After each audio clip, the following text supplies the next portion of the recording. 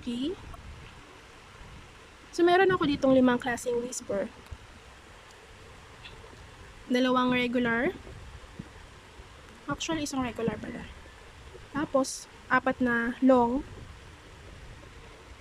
Itong isa yung bago nila.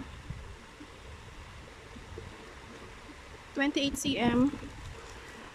Ito yung isa.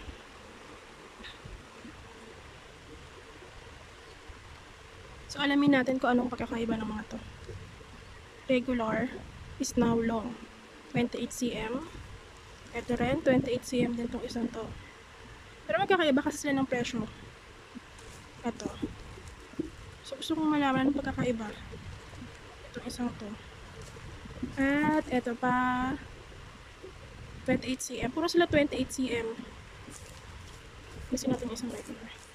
So, 28 cm. Para-parehas siyang 28 cm. Pero magkakaiba sila ng packaging, magkakaiba ng presyo.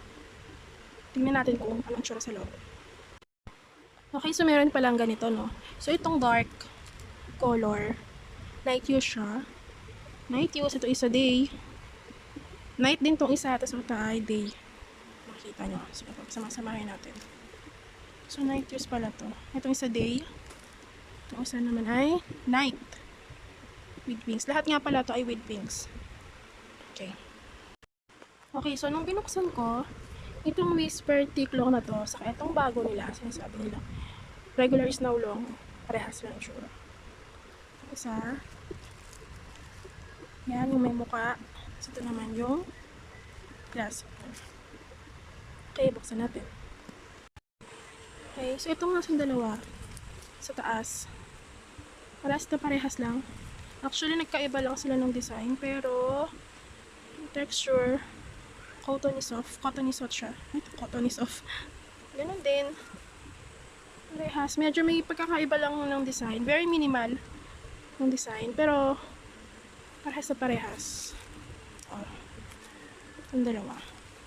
So, thickness, same lang din. Parehas sila. Parehas lang din.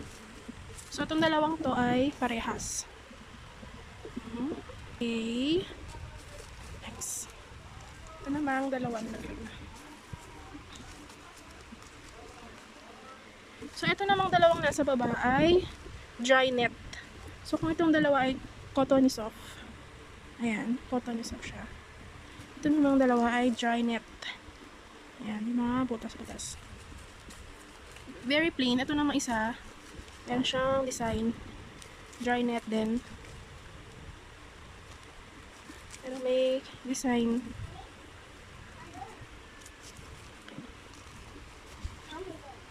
Sa length, titignan natin.